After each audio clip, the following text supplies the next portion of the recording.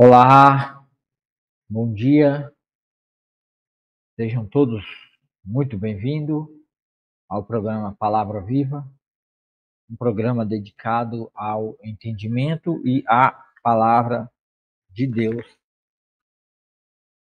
através da leitura expositiva da Bíblia de Gênesis a Apocalipse. É um prazer, uma alegria imensa estar todos os dias com vocês aqui de manhã, quando dá todos os dias, né?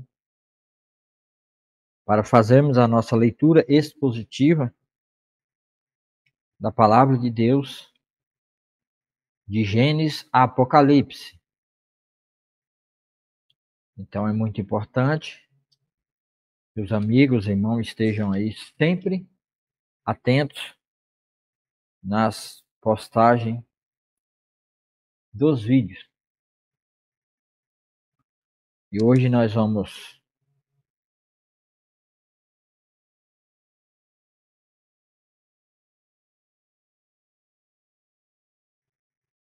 a gente já leu os 6 primeiros capítulos e agora nós vamos ler capítulo 7, capítulo 8 e capítulo 9.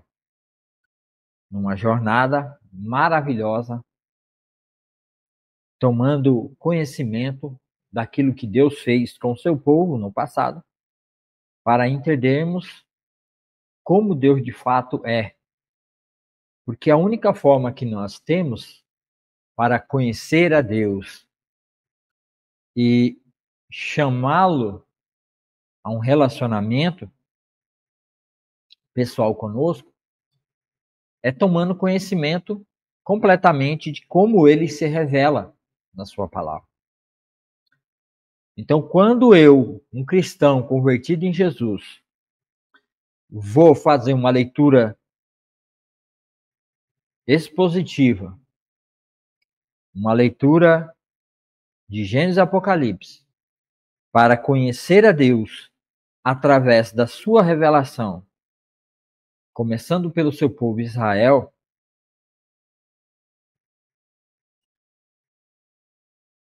deixa claro para o Senhor nosso Deus que desejamos e ansiamos em ter um relacionamento íntimo e próximo com Ele. Não apenas como um servo, não apenas como mais uma pessoa, mas queremos de fato conhecê-lo a tal ponto que possamos ter intimidade pessoal com Ele. E esse interesse que demonstramos através da leitura da palavra, que o Espírito Santo coloca esse desejo em nosso coração, esse trabalho, essa exposição, explanação da leitura diante de nossos olhos, nossos ouvidos, na nossa mente, e depois descendo para o nosso coração, mostra um desejo profundo da nossa parte de se relacionar com Deus. E Deus colocando cada vez mais a sua pessoa, se deixando ser conhecido cada vez mais pela palavra, revela o quanto Deus se interessa por nós e tem um relacionamento próximo conosco. E vemos o quanto Deus se importa com a nossa vida.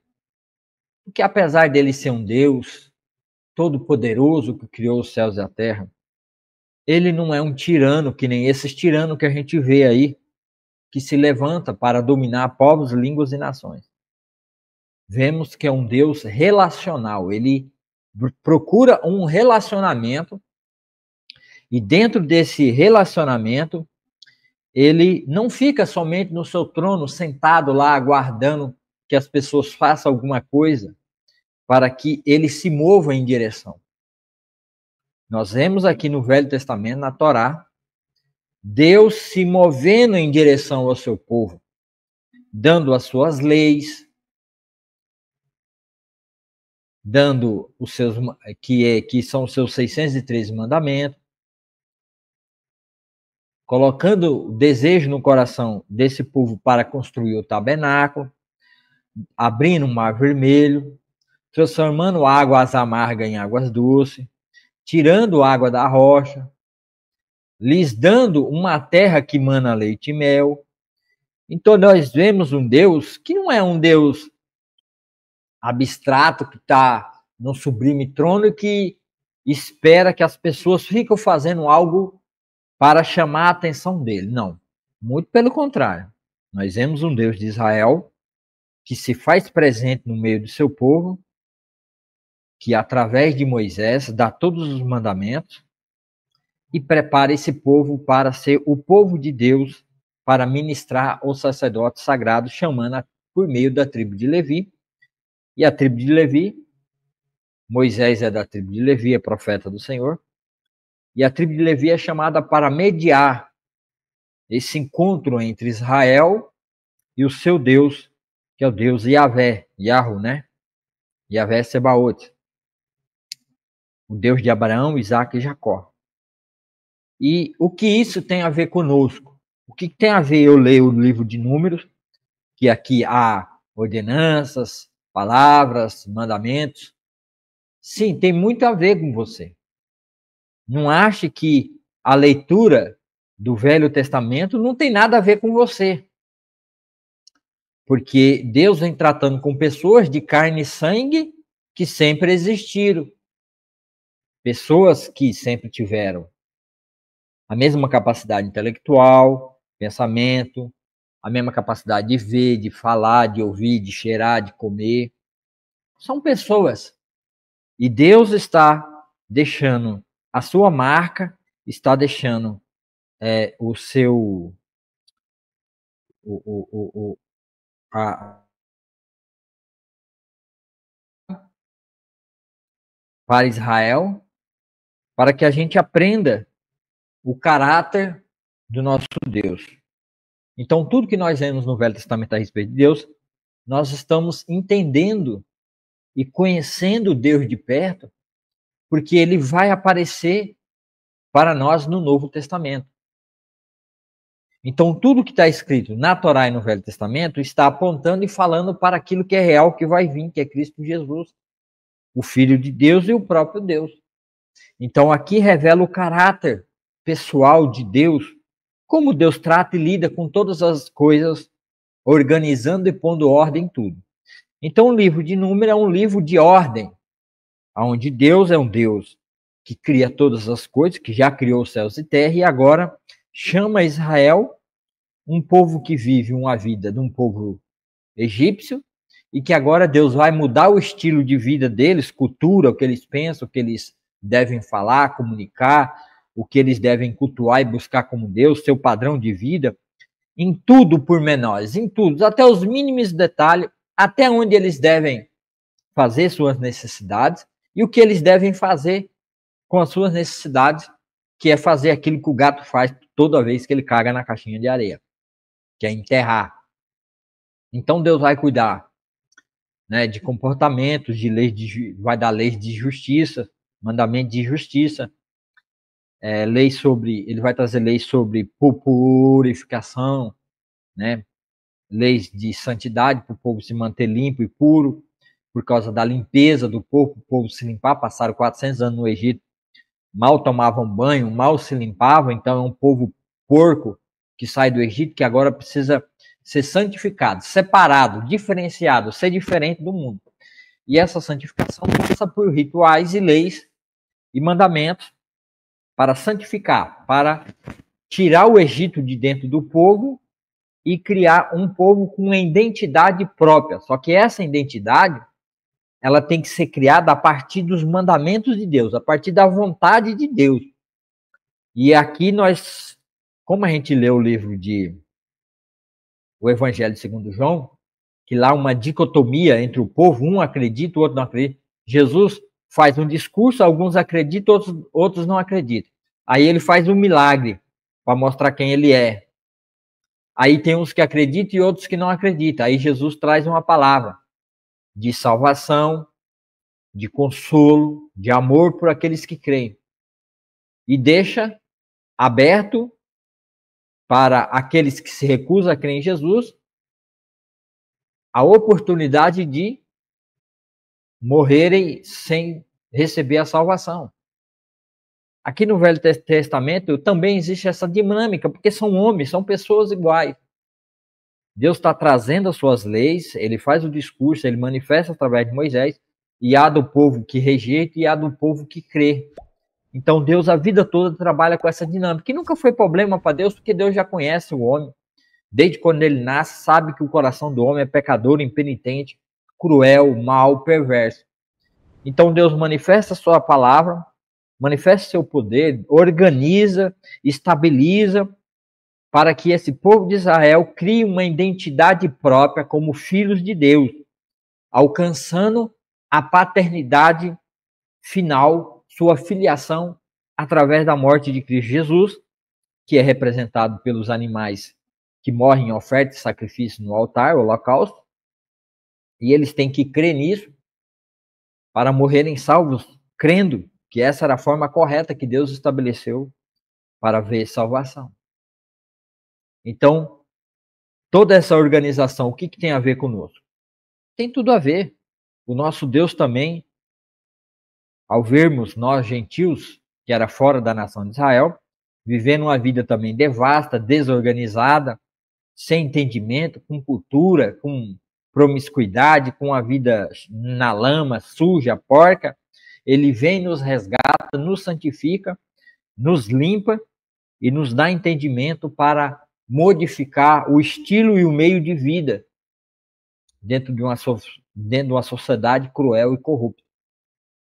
Então, assim nós também devemos fazer. Vamos orar e nós vamos partir para a leitura do livro de Números. Então, aqui no programa Palavra Viva, programa dedicado a ler expositivamente a palavra de Deus. Então vamos orar e vamos dar início à nossa leitura. Senhor, meu Deus e meu Pai, bendito e maravilhoso é o teu nome, que não há outro nome como o teu. Senhor, nos dá discernimento, sabedoria e entendimento do livro de Números, capítulos 7, 8 e 9. Ajuda-nos, Senhor, a entender e a compreender a tua vontade aqui nesses capítulos e nos dá entendimento para vivermos uma vida separada, santificada como esse povo, como os levitas, como aqueles que foram escolhidos por Deus e tiveram que viver uma vida separada, longe das mazelas, da crueldade, do pecado e do engano deste mundo. Ajuda-me, Senhor, a entender e compreender essas coisas cada vez mais. E a tua igreja e o teu povo, abre os olhos, Senhor, para que eles vejam e percebam a necessidade de viver exclusivamente em Ti e para Ti. Pai amado, Pai querido, abra, Senhor, o entendimento, a sabedoria, Senhor. Dai-me a sabedoria para compreender e entender a sua vontade e as suas palavras. Está escrita nesse livro. Para a louvor e glória do teu nome, ó Deus. Que esse vídeo seja assistido, que os algoritmos, os números do YouTube, do Facebook, não impeça que pessoas assistam e acompanhem esses vídeos agora e depois. Porque, Senhor, a ti pertence o reino e a glória para todo sempre. Amém. E não há outro igual a ti, ó Senhor. Derrama da tua graça, do teu amor, sobre as vidas daqueles que vão assistir, aqueles que estão no leito de hospitais, aqueles que estão passando por fome, por necessidade, perseguição, briga, contenda, desavença, seja no lar, seja no trabalho, aonde estivermos, Senhor. Ajuda-nos, ó Pai, a estar vencendo essa caminhada neste mundo. Derrama, Senhor, da tua graça e do teu poder sobre as nossas vidas. Santo, santo é o teu nome, e não há outro igual a ti. Obrigado, Senhor, pela tua bênção. Obrigado pela tua graça, obrigado pelo teu amor, obrigado por tudo que o Senhor tem feito. Guarde e proteja todos os irmãos da Batista da Assembleia. Também, Senhor, ajude-nos, Senhor, a cumprir a tua palavra, fazendo evangelismo, buscando as pessoas que têm que ser alcançadas. pelo poder da tua palavra e do teu amor, Senhor. Amém. E amém. Você que está assistindo ao vivo no YouTube, se você quiser que eu ore por você, aí embaixo tem uma janelinha no YouTube, no Facebook, tem uma janelinha de comentário. Você deixa comentário aí. Amém? Estou com sono, pessoal, mas o sono vai passar.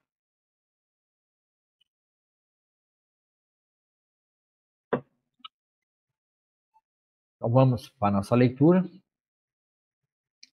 Aqui no programa Palavra Viva, vamos ler capítulo 7. Vamos ler 3 capítulos, né? A gente lê 3 capítulos por vez.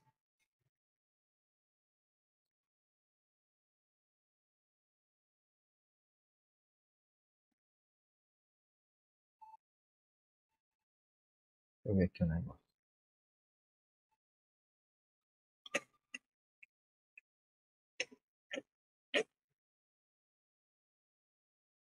Ah, não.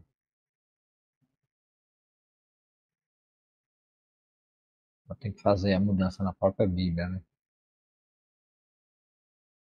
É aqui. Então vamos ler. Oferta para consagração.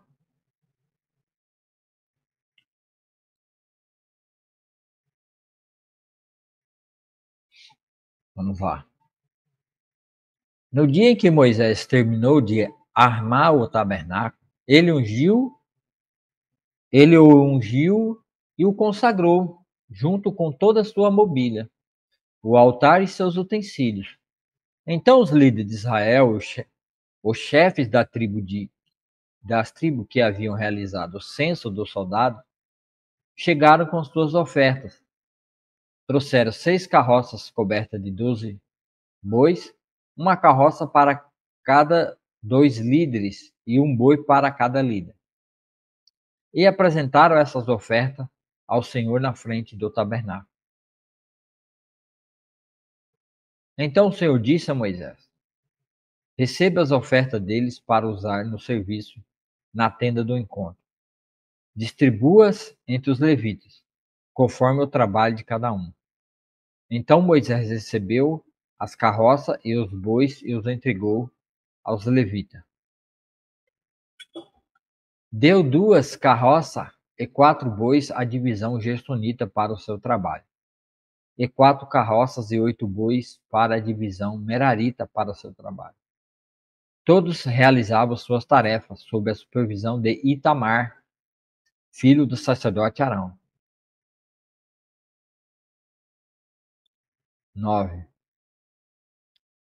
A divisão dos coatitas, porém, não deu carros nem bois, pois era seu dever carregar nos ombros os objetos sagrados. Quando o altar foi ungido, os líderes da tribo apresentaram oferta para a consagração do altar. Cada um colocou sua oferta diante do altar. O Senhor disse a Moisés: cada dia um líder trará sua oferta para a consagração do altar.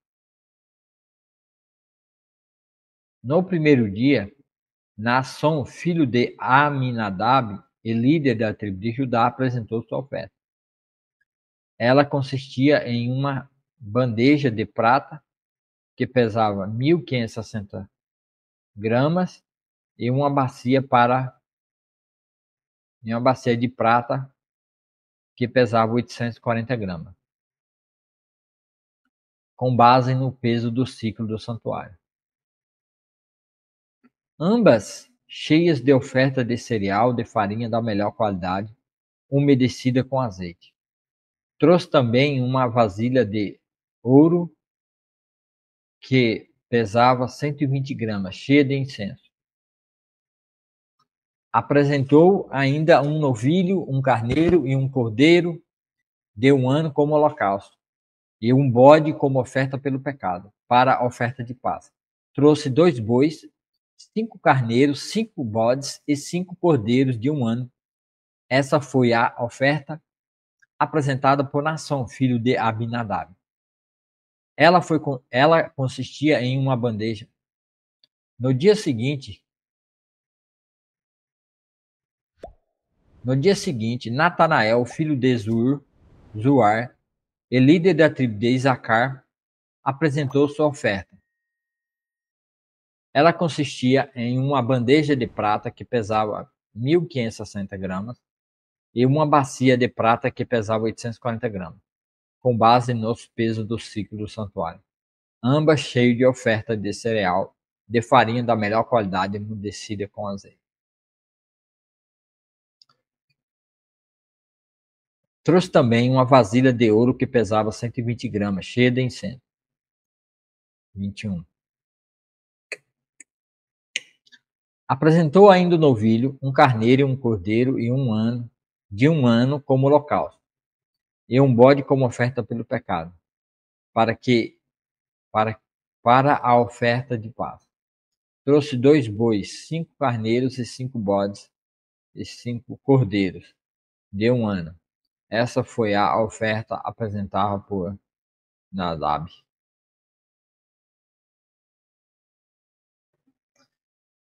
No terceiro dia, Eliabe, filho de Elon, e líder da tribo de Zebulon, apresentou sua oferta.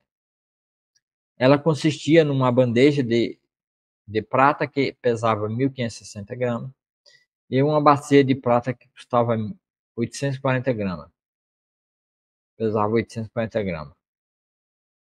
Uma bacia de prata que pesava 840 gramas com base no peso do ciclo do santuário, ambas cheias de oferta de cereal, de farinha da melhor qualidade, umedecida com azeite. Trouxe também uma vasilha de ouro que pesava 120 gramas, cheia de incenso. Apresentou ainda um novilho e um carneiro e um cordeiro de um ano como holocausto, e um bode como oferta pelo pecado. Para a oferta de paz, trouxe 2 bois, 5 carneiros, 5 bodes e 5 cordeiros de um ano. Essa foi a oferta apresentada por Eliabe, filho de Elon. Ela consistia em uma bandeja de prata que pesava 560 gramas, 1.560 gramas, e uma bacia de prata que pesava 840 gramas, com base no peso do ciclo do santuário, ambas cheias de ofertas de cereal de farinha da melhor qualidade, umedecida com azeite. Trouxe também uma vasilha de ouro que pesava 120 gramas, cheia de incenso.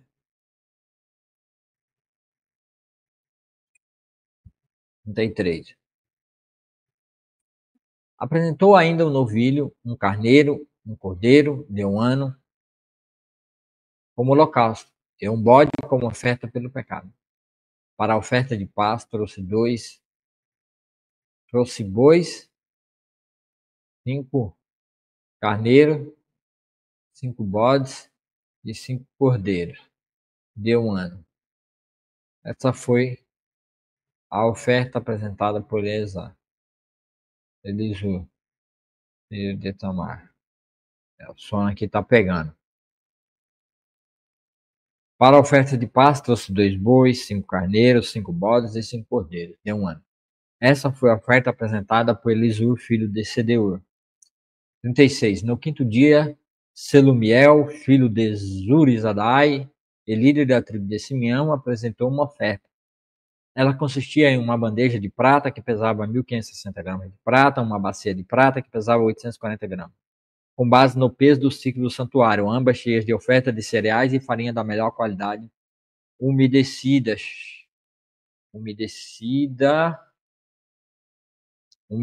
com azeite. Trouxe também uma vasilha de ouro que pesava 1.120 gramas cheia de incenso. Apresentou ainda um novilho, um cordeiro, um bode, cordeiro de um ano como holocausto, e um bode como oferta pelo pecado.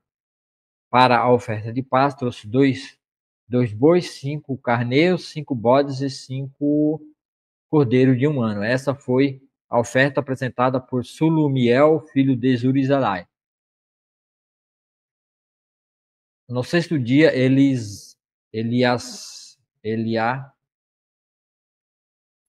Eliasaf, filho de Deuel, e líder da tribo de Gade, apresentou a sua oferta. Ela consistia em uma bandeja de prata que pesava 1.560 gramas, uma bacia de prata que pesava 840 gramas, com base no peso do ciclo do santuário, ambas cheias de oferta de cereal de farinha da melhor qualidade e umedecida com azeite. Trouxe também uma vasilha de ouro que pesava 120 gramas, cheias de incenso. 45. Apresentou ainda um novilho, um carneiro e um cordeiro de um ano como holocausto, e um bode como oferta pelo pecado. Para a oferta de paz trouxe 2 bois, 5 carneiros, 5 bodes e 5 cordeiros. Essa foi a oferta apresentada por Eliasaf, filho de Deuel. 48. No 7º dia, Elissama, filho de Amiúde e líder da tribo de Efraim, apresentou sua oferta. Ela consistia em uma bandeja de prata que pesava 1.560 gramas e uma bacia de prata pesando 840 gramas, com base no peso do ciclo do santuário, ambas cheias de oferta de cereal de farinha da melhor qualidade, umedecida com azeite. 50. Trouxe também uma vasilha de ouro que pesava 120 gramas, cheia de incenso. Apresentou ainda um novilho, um carneiro e um cordeiro de um ano como holocausto, e um bode como oferta pelo pecado. Para a oferta de paz trouxe 2 bois, 5 carneiros, 5 bodes e 5 cordeiros de um ano. Essa foi a oferta apresentada por Elissama, filho de Amiúde. No 8º dia, Gamaliel, filho de Pedazur, e líder da tribo de Manassés, apresentou sua oferta. Ela consistia em uma bandeja de prata que pesava 1.560 gramas e uma bacia de prata que pesava 840 gramas, com base no peso do ciclo do santuário, ambas cheias de oferta de cereal, de farinha da melhor qualidade, umedecida com azeite. 26. Trouxe também uma vasilha de ouro que pesava 120 gramas, cheia de incenso. Apresentou ainda um novilho, um carneiro e um cordeiro de um ano, holocausto, e um bode como oferta pelo pecado. Para a oferta de paz, trouxe 2 bois, 5 carneiros, 5 bodes e 5 cordeiros de um ano. Essa foi a oferta apresentada por Gamaliel, filho de Pedazur.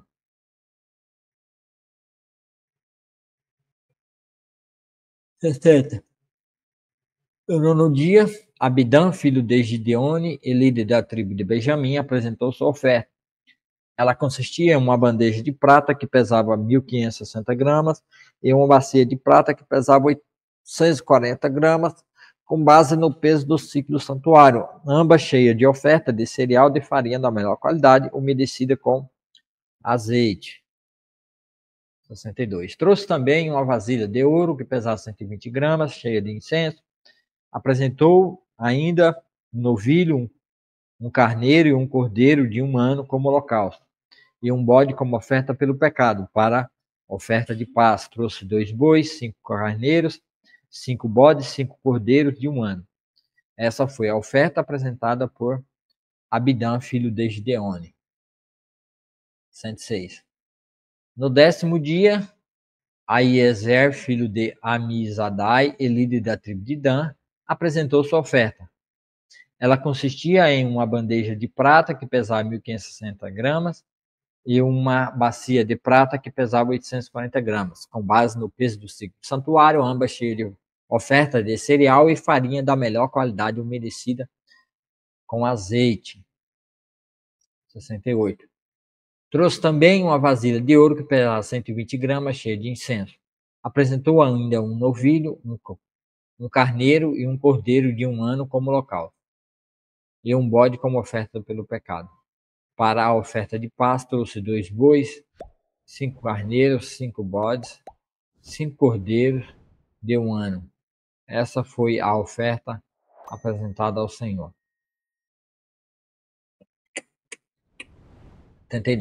72. No 11º dia, Pagiel, filho de Ocrã e líder da tribo de Azer, apresentou sua oferta. Ela consistia em uma bandeja de prata que pesava 1.560 gramas e uma bacia de prata que pesava 840 gramas, com base no peso do ciclo.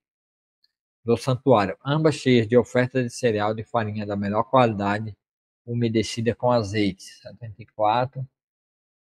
Trouxe também uma vasilha de ouro que pesava 120 gramas, cheia de incenso. Apresentou ainda um novilho, um carneiro e um cordeiro de 1 ano como holocausto, e um bode como oferta pelo pecado. Para a oferta de paz, trouxe 2 bois, 5 carneiros, 5 bodes e 5 cordeiros de 1 ano. Essa foi a oferta apresentada por Pagiel, filho de Ocrã. No 12º dia, Aira, filho de Enã, líder da tribo de Neftali, apresentou sua oferta. Ela consistia em uma bandeja de prata que pesava 1.560 gramas e uma bacia de prata que pesava 840 gramas, com base no peso do signo santuário, ambas cheias de oferta de cereal de farinha da melhor qualidade, umedecida com azeite. 80. Trouxe também uma vasilha de ouro que pesava 120 gramas, cheia de incenso. Apresentou ainda um novilho, um carneiro, um cordeiro de 1 ano como holocausto, e um bode como oferta pelo pecado. Para a oferta de paz, trouxe 2 bois, 5 carneiros, 5 bodes e 5 cordeiros. E 5 cordeiros de 1 ano. Essa foi a oferta apresentada por Aira, filho de Enã. Estas foram as ofertas de consagração apresentadas pelos líderes de Israel quando o altar foi ungido: 12 bandejas de prata, 12 bacias de prata, 12 vasilhas de ouro com incenso. Cada bandeja de prata pesava 1.560 gramas e cada bacia de prata pesava 840 gramas. Ao todo, os objetos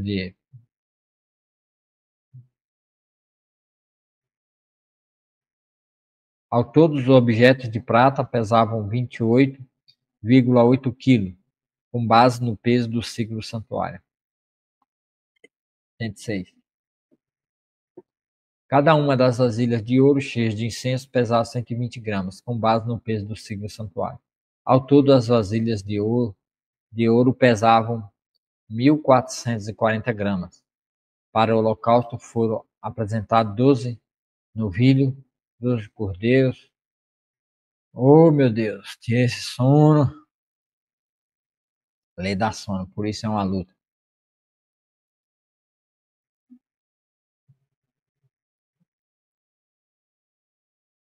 Cada uma das vasilhas de ouro cheias de incenso pesava 120 gramas, com base no peso do ciclo do santuário. Ao todo, as vasilhas de ouro pesavam 1.440 gramas. Para o holocausto foram apresentados 12 novilhos, 12 carneiros e 12 cordeiros de 1 ano, junto com as ofertas obrigatórias de cereal.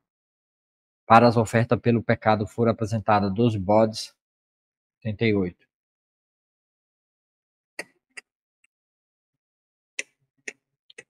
Para as ofertas de paz foram apresentados 24 bois, 60 carneiros, 60 bodes e 60 cordeiros de 1 ano. Essas foram as ofertas para a consagração do altar depois que este foi ungido. 39. Cada vez que Moisés entrava na tenda do encontro, falava com o Senhor. Ouvia uma voz que falava com ele por entre os 2 querubins, em cima da tampa da arca, o lugar de expiação, onde fica sobre o lugar de expiação, que fica sobre a arca da aliança. E de lá o Senhor falava com Moisés. Agora vamos para o capítulo 8, a preparação das lâmpadas. O Senhor, peraí, pessoal. O Senhor disse a Moisés: dê as seguintes instruções a Arão quando você colocar as 7 lâmpadas. Posicione-as de modo que ilumine o espaço da frente do candelabro. Arão seguiu essa instrução. Posicionou as 7 lâmpadas do modo que iluminassem o espaço à frente do candelabro, conforme o Senhor havia ordenado a Moisés. O candelabro o menorá, né? Todo o candelabro, todo, desde a base até as flores, era de ouro batido. Foi feito exatamente de acordo com o modelo que o Senhor havia mostrado a Moisés. Consagração dos levitas. O Senhor disse a Moisés: agora separe os levitas do restante dos israelitas e torne-os cerimonialmente puros.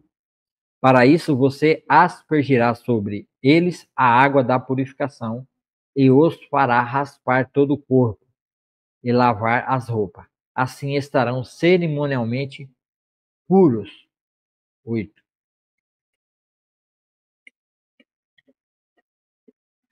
Instrua-os a trazerem um novilho e uma oferta de cereal de farinha da melhor qualidade, umedecida com azeite, junto com outro novilho como oferta pelo pecado. Reúna toda a comunidade de Israel e apresente os levitas à entrada da tenda do encontro. Quando você trouxer os levitas diante do Senhor, os israelitas colocarão as mãos sobre eles. Com as mãos levantadas, Arão apresentará os levitas ao Senhor, como oferta especial dos israelitas. Com as mãos levantadas, Arão apresentará os levitas ao Senhor, como oferta especial dos israelitas, e desse modo os consagrará ao serviço do Senhor. Em seguida, os levitas colocarão as mãos sobre a cabeça dos novilhos. Você sacrificará um novilho ao Senhor como oferta pelo pecado, e o outro como holocausto, a fim de fazer expiação pelos levitas. 13. Coloque os levitas em pé diante de Arão e de seus filhos, e com as mãos levantadas, apresente-os como oferta especial ao Senhor. Assim você separará os levitas do restante dos israelitas. Os levitas serão meus. Depois disso, 15. Depois disso, eles entrarão na tenda do encontro para realizar o trabalho deles, pois os seus purificou e os apresentou como oferta especial. Dentre todos os israelitas, os levitas são reservados para mim. Tomei-os para mim em lugar de todos os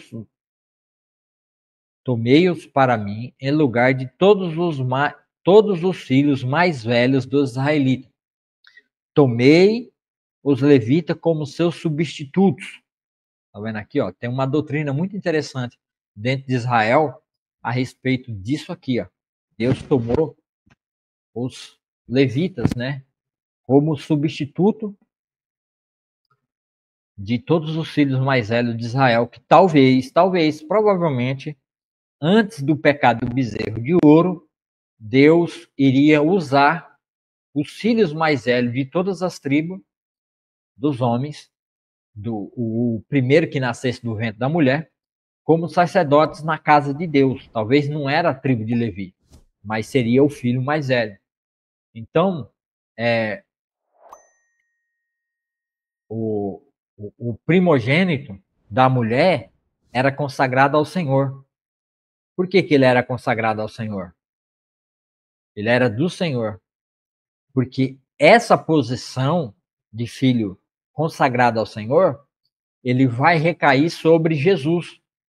Nós não sabemos se na época de Jesus os levitas continuavam com essa prática, continuavam obedecendo a lei, e se quando Jesus nasceu, já existia um levita que tomou o lugar dele. Provavelmente, talvez não, eu não tenho certeza disso. Eu teria que estudar e buscar e cavar mais profundamente para ver se Jesus foi tomado, se algum levita tomou o lugar de Jesus. Então, se um levita não tomou o lugar de Jesus, então Jesus era consagrado ao Senhor. Por isso mesmo, nos levitas, Davi vai falar sobre isso, né? Davi vai falar sobre que o Senhor tomou o seu filho, né? Tomou o filho dele como filho consagrado ao Senhor, que é Jesus, o descendente de Davi. Então Jesus nasceu sobre essa bênção, ele nasceu sobre essa consagração. Ele foi consagrado por Deus como o filho mais velho do ventre de Maria. Ele era propriedade exclusiva de Deus. Então aqui é a consagração de Jesus. Ele não foi consagrado por homens, chamado por homens. Ele foi consagrado pelo próprio Deus, sendo o filho mais velho. Pois todos os filhos mais velhos e todos os machos das primeiras crias dos animais em Israel são meus. Eu os separei para mim no dia em que feri mortalmente todos os filhos mais velhos dos tomei para mim os levitas em lugar de todos os filhos mais velhos de Israel.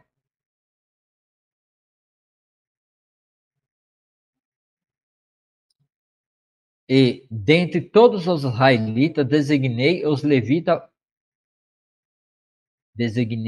levitas para Arão e seus filhos. Eles servirão na tenda do encontro em favor dos israelitas e oferecerão sacrifício para fazer expiação pelo povo, de modo que nenhuma praga os atinja quando se aproximarem do santuário. Assim Moisés, Arão e toda a comunidade de Israel consagraram os levitas seguindo todas as instruções que o Senhor deu a Moisés. Os levitas se purificaram e lavaram suas roupas, e Arão os apresentou ao Senhor como oferta especial. Em seguida ofereceu um sacrifício e fez expiação por eles, a fim de purificá-los. Depois disso, os levitas entraram na tenda do encontro para realizar suas tarefas como assistentes de Arão e seus filhos. Assim fizeram tudo o que o Senhor havia ordenado a Moisés a respeito dos levitas. O Senhor também disse a Moisés: dê as seguintes instruções aos levitas. Começarão a servir. Dê as seguintes instruções aos levitas. Começarão a servir na tenda do encontro aos 25 anos e deixarão o serviço aos 50 anos. Depois que deixar o serviço, ajudarão seus colegas levitas no trabalho de cuidar da tenda do encontro, mas não realizarão mais as cerimônias. Assim você designará a função dos levitas. Agora vamos para o capítulo 9. No primeiro mês do segundo ano, desde a saída de Israel do Egito, o Senhor falou a Moisés no deserto do Sinai e disse: instrua os israelitas a celebrarem a Páscoa no tempo determinado, ao entardecer do 14º dia do primeiro ano. Siga todos os meus decretos e estatutos a respeito dessa celebração, que no dia de Jesus caiu bem numa sexta-feira, e à tarde, na parte da tarde, quando o cordeiro estava sendo imolado o cordeiro da Páscoa estava sendo imolado no templo, Jesus estava sendo imolado como oferta de sacrifício de pecado fora de Jerusalém, fora da cidade. Então Moisés instruiu o povo a celebrar a Páscoa no deserto do Sinai, ao entardecer do 14º dia do primeiro mês. Isso também era um grande sábado, tá? Era o maior sábado que tinha, era o sábado da Páscoa, era um Shabat ao Senhor. É o grande sábado do Senhor. Eles celebraram a festa ali, conforme o Senhor havia ordenado a Moisés. 6. Alguns dos homens, porém, estavam cerimonialmente impuros, por terem tocado num cadáver, e não puderam celebrar a Páscoa naquele dia. Eles se dirigiram a Moisés e Arão no mesmo dia e disseram: ficamos cerimonialmente impuros, pois tocamos num cadáver. Mas por que estamos impedidos de apresentar a oferta do Senhor no devido tempo como os demais israelitas? Moisés respondeu: esperem aqui até eu receber instruções do Senhor para vocês. Então o Senhor disse a Moisés: dê as seguintes instruções ao povo de Israel. Se alguém do povo, agora ou nas gerações futuras, estiverem cerimonialmente impuro no tempo da Páscoa, por haver tocado em um cadáver, ou se estiver viajando e não puder comparecer à cerimônia, ainda assim celebrará a Páscoa do Senhor. Oferecerá um sacrifício de Páscoa um mês depois, ao entardecer do 14º dia do segundo mês. Nessa ocasião, comerá o cordeiro da Páscoa, acompanhado de folhas verdes amargas, pão sem fermento. Não deixará sobrar coisa alguma do cordeiro até a manhã seguinte, e não quebrará osso algum do animal. E aqui é a ilustração, a figura de que Cristo não teve nenhum osso quebrado, porque esse cordeiro pascual representava Cristo, o cordeiro que tinha o pecado do mundo. Seguirá todos os decretos acerca da Páscoa. 13. Aquele que estiver cerimonialmente puro e não estiver viajando, mas ainda assim não celebrar a Páscoa, será eliminado do meio do povo. Se não apresentar a oferta do Senhor no devido tempo, sofrerá as consequências de sua culpa. 14. E se algum estrangeiro que vive entre vocês desejar celebrar a Páscoa do Senhor, deverá seguir os mesmos decretos. Esses decretos se aplicam tanto aos israelitas de nascimento como aos estrangeiros que vivem entre vocês. No dia em que foi armado o tabernáculo, a tenda da aliança, a nuvem o cobriu, desde o entardecer até o amanhecer. A nuvem sobre o tabernáculo parecia uma coluna de fogo. Era assim que sempre acontecia. À noite, a nuvem que cobria o tabernáculo tinha aparência de fogo. Cada vez que a nuvem se elevava da tenda, o povo de Israel levantava acampamentos e a seguia. No lugar onde a nuvem parava, eles acampavam. Assim viajavam e acampavam por ordem do Senhor, para onde ele os conduzia. Enquanto a nuvem estava sobre o tabernáculo, permaneciam acampados. Se a nuvem ficava sobre o tabernáculo por muito tempo, os israelitas permaneciam ali e cumpriam suas obrigações para com o Senhor. Às vezes a nuvem permanecia apenas alguns dias sobre o tabernáculo, de modo que o povo também ficava apenas alguns dias, conforme o Senhor ordenava. Então, por ordem do Senhor, levantavam um acampamento e seguiam viagem.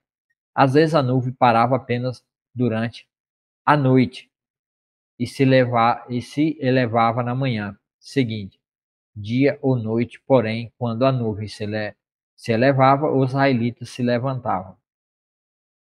Os israelitas levantavam o acampamento e seguiam viagem.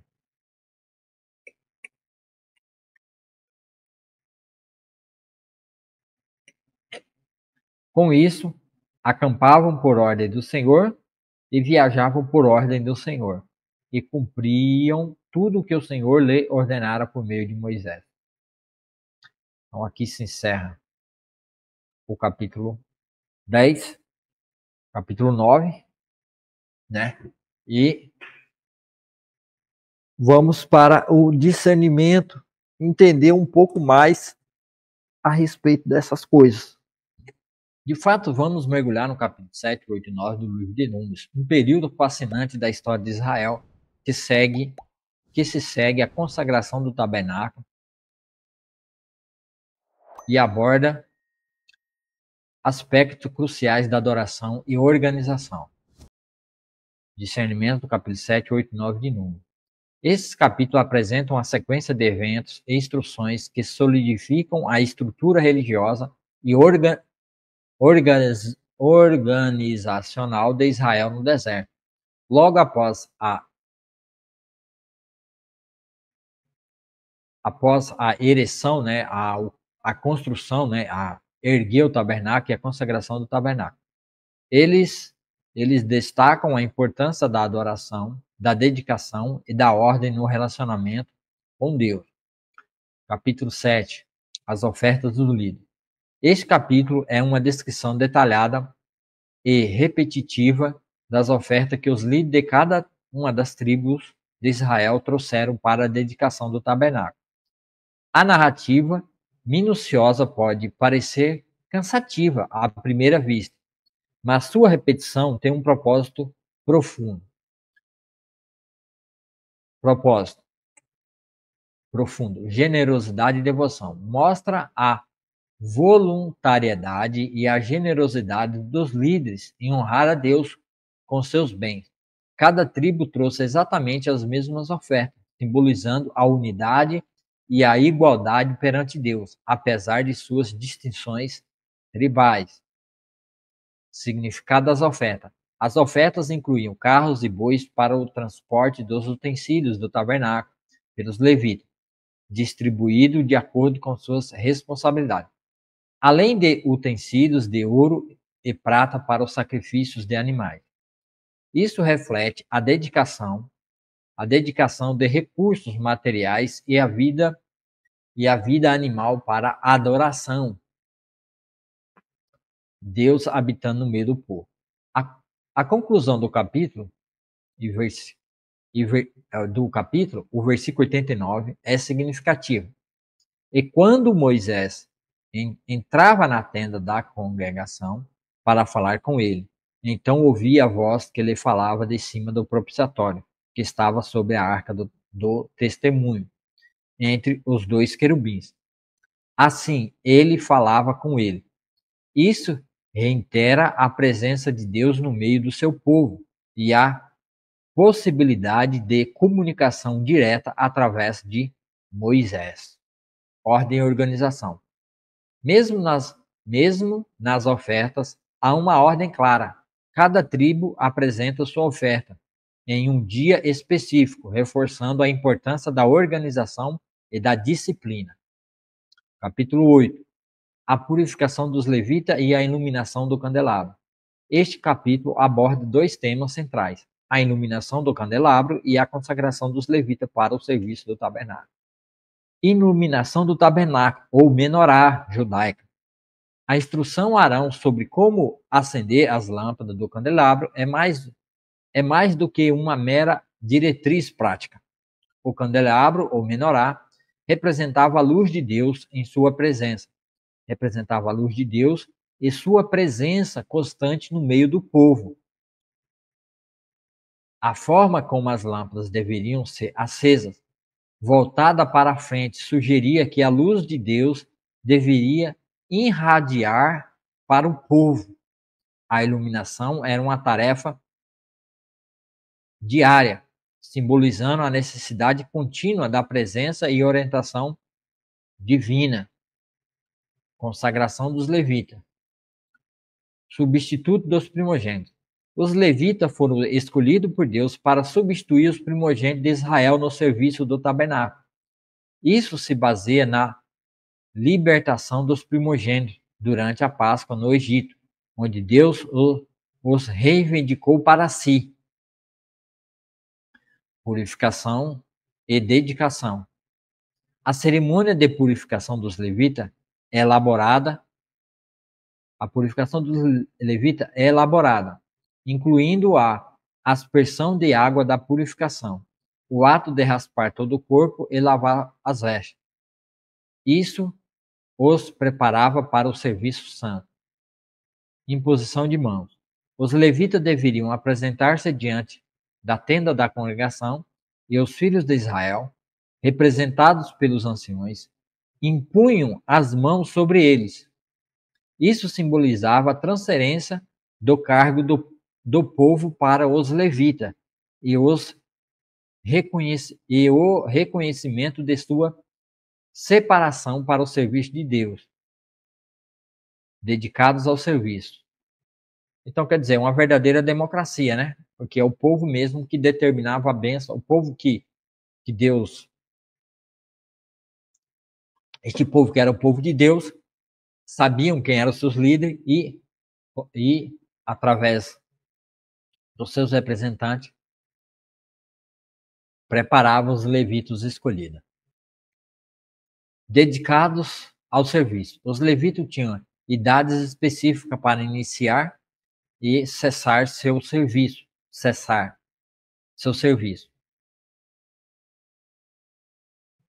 25 a 50 anos, demonstrando a importância de estar fisicamente apto para as tarefas e o reconhecimento de e o reconhecimento de que o serviço é para toda a vida, mas, adaptado às capacidades. Quer dizer, o serviço do levita é para toda a vida, mas ele é adaptado à capacidade de cada um. Seu trabalho envolvia o cuidado e transporte do tabernáculo e seus utensílios. Eu fico lá de fora aqui a palavra, né?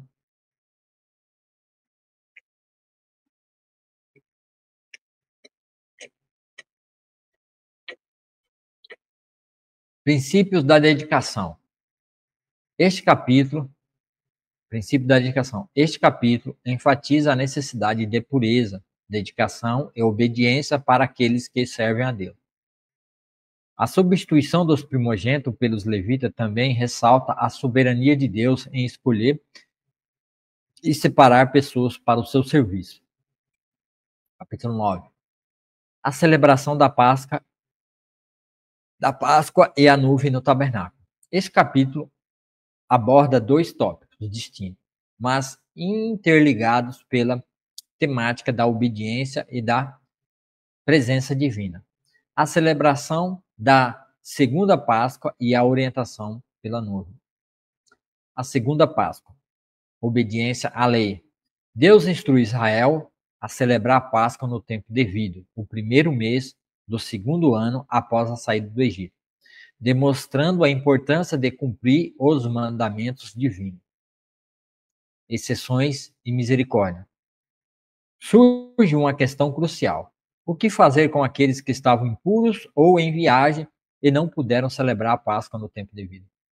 Deus, em sua misericórdia, estabelece uma provisão para que eles possam celebrar uma segunda Páscoa no segundo mês. Isso revela a compaixão de Deus e o desejo de que ninguém seja excluído de suas celebrações por circunstâncias imprevistas, desde que haja um coração disposto a obedecer.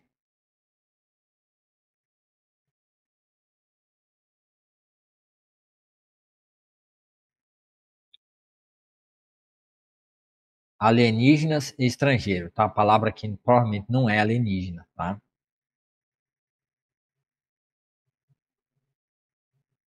Alienígenas aqui, né, é o povo que é o povo estrangeiro. A lei da Páscoa se estende também aos estrangeiros que habitam no meio de Israel, mostrando que os preceitos de Deus são para todos que desejam se submeter a ele, independente de sua origem.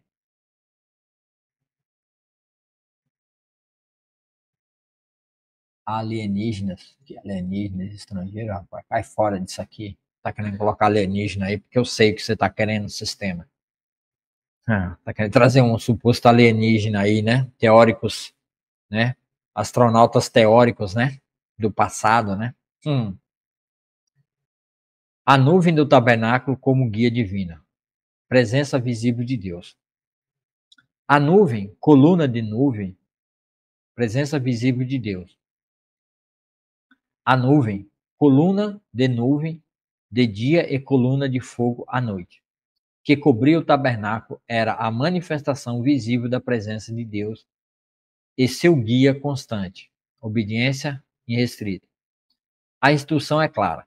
Quando a nuvem se levantava, Israel se movia. Quando ela repousava, eles acampavam. Não havia questionamento ou deliberação humana.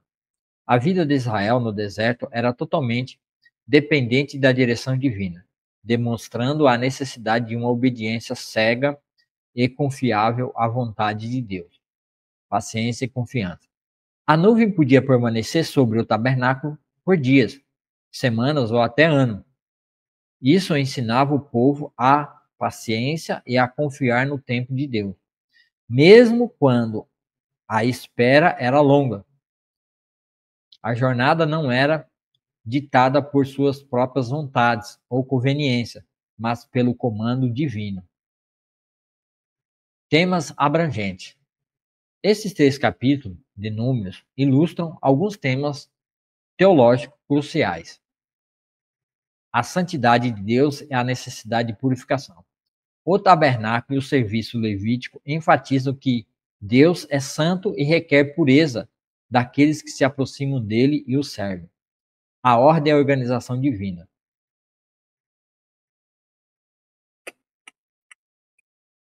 Ficou faltando aqui, pessoal.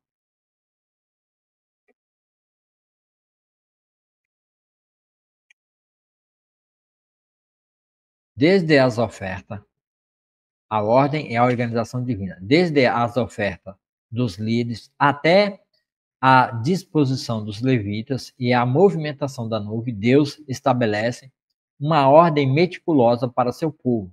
Isso reflete seu caráter organizado e a importância da disciplina na vida de fé.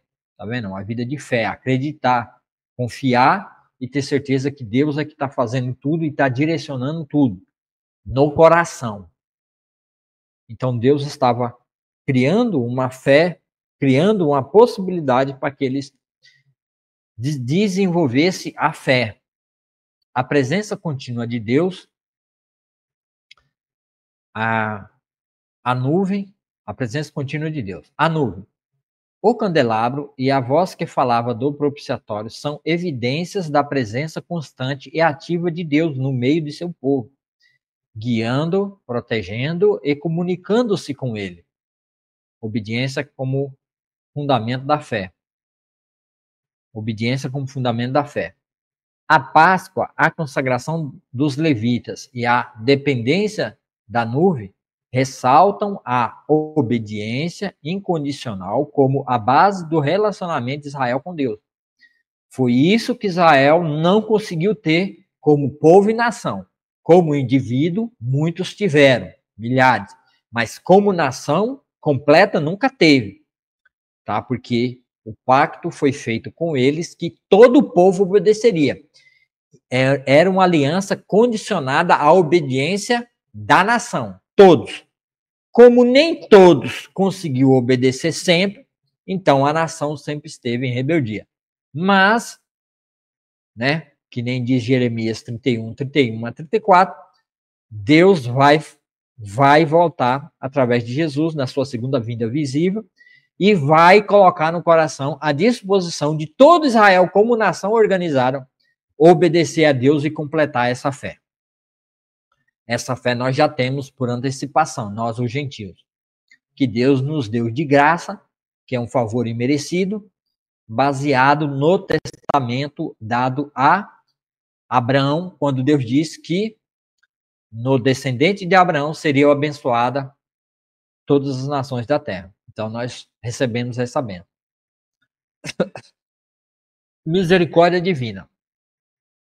A provisão para a segunda Páscoa demonstra a compaixão de Deus para com as limitações humanas, sem comprometer a santidade de seus mandamentos.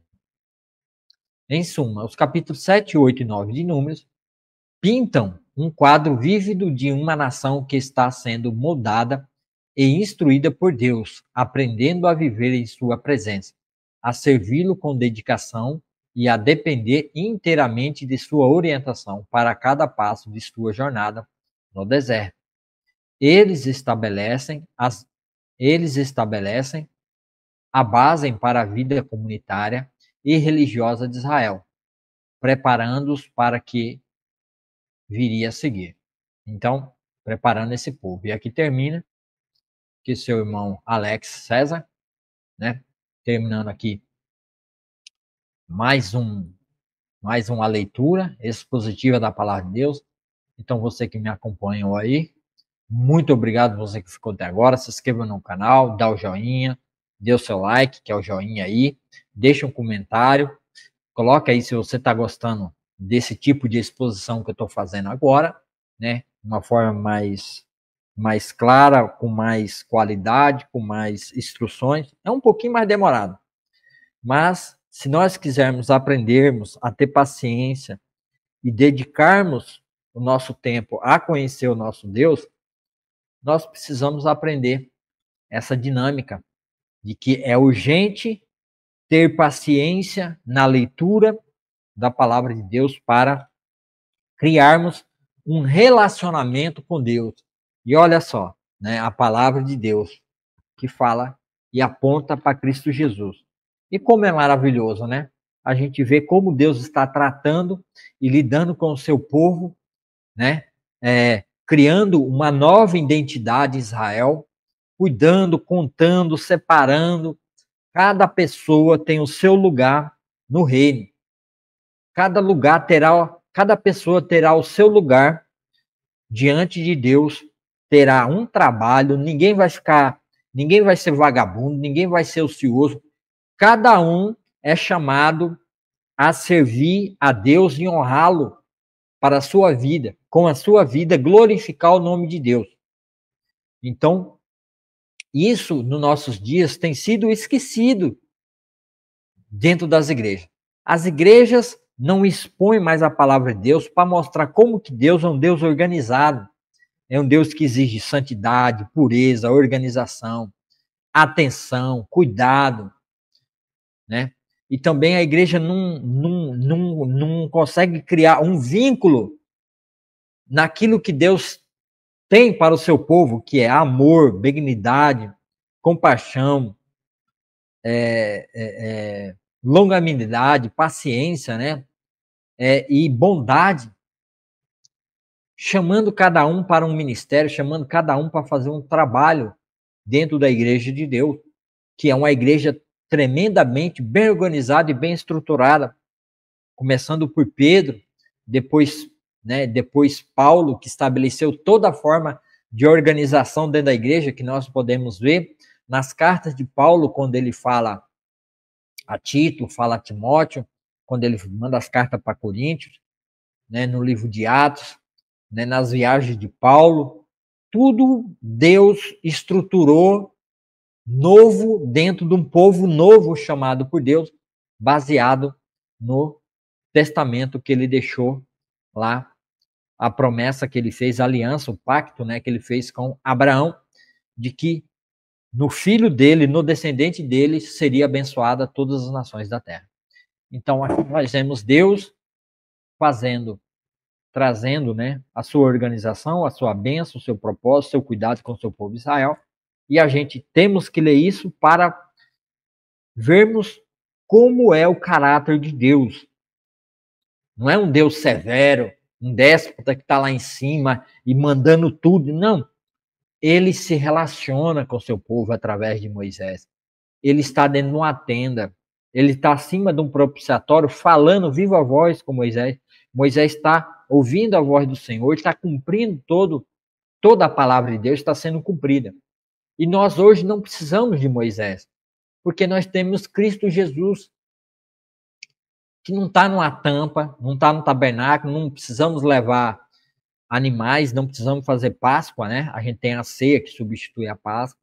Não precisamos fazer mais esses rituais, porque o Senhor Jesus fala pessoalmente conosco através da sua palavra. A palavra de Deus, de Gênesis, Apocalipse e no Novo Testamento, é o próprio Cristo falando conosco, derramando do teu poder através do Espírito Santo em nosso coração e se revelando a nós. Então, por isso, se você ainda não conhece o Senhor Jesus, se você ainda não tomou conhecimento desse relacionamento, de como Deus pode organizar, estruturar a sua vida, que nem a gente leu aqui nesses 3 capítulos, pois você precisa de Jesus. Confesse a Jesus como seu único sustento salvador e toda a sua vida será estruturada, será colocada em ordem, será organizada por Deus. Assim como os levitas não sabiam se organizar, o povo não tinha organização, Deus chamou Moisés, chamou os levitas, estruturou e organizou esse povo em ordem. E para isso ele derramou poder, ele deu os mandamentos de limpeza, de purificação, rituais e tudo mais. Todos esses rituais apontavam para Cristo, que agora veio de uma vez por toda, há 2000 anos atrás, e basta você crer e confessar Ele como seu único Salvador, e Ele vai dar todo sentido, toda estruturação à sua vida. Creia nele, confesse Ele como seu único Salvador, e você será salvo. Vá no seu quarto, no banheiro, onde você estiver, aí nesse leito, no hospital, numa UTI, num hospital aí aguardando alguém, um parente, você que não tem expectativa de saída, confesse a Jesus, feche os seus olhos, ore entregando a sua vida a Jesus, leia Abra, se o seu celular não tem a Bíblia, vai na Play Store e escreve a Bíblia e baixa a Bíblia e vai lá no livro de Romanos 10, Romanos capítulo 10 e versículo, o capítulo 10 é aquele capítulo grande no primeiro texto, e depois os versículos, aqueles números pequenininhos no meio dos textos. Então procure Romanos capítulo 10 e versículo 9 e 10. E faça uma oração confessando a Jesus como seu único Salvador. Creia que ele é o Filho de Deus, sendo o próprio Deus que veio e tomou toda a ira amarga de Deus sobre ele. Ele levou sobre ele toda a ira amarga de Deus que era para derramar sobre você. Ele tomou sobre ele, recebeu essa ira amarga de Deus, para que você possa ser salvo, se aproximando de Deus, e Deus te purificará e te limpará, e dará ordem em toda a sua vida. Então faça isso para a glória de Deus, para que você seja salvo e tenha comunhão com o Pai. Amém e amém. Muito obrigado, meus irmãos. Você ficou até agora, deu joinha, se inscreva no canal se não é inscrito. Você que está no Facebook, aí embaixo, ou na parte de cima, na descrição desse vídeo, tem um link do meu canal. Vai aí, clique no link e vá lá no meu canal e se inscreva. Eu estou com 400 e poucas pessoas, nem 500 pessoas tem. É importante que cada vez mais suba o número de inscritos no meu canal. Vai lá nos vídeos e dê um joinha, né? E se inscreva no canal e marque o sininho em todas, para quando postar o vídeo ou fazer alguma coisa, ou colocar algum vídeo, você seja notificado que eu coloquei um vídeo, tá? Então, muito obrigado por todos vocês ficarem até agora. Hoje é dia 11/6. Deus abençoe ricamente a vida de cada um de vocês e até o próximo vídeo, se Deus quiser.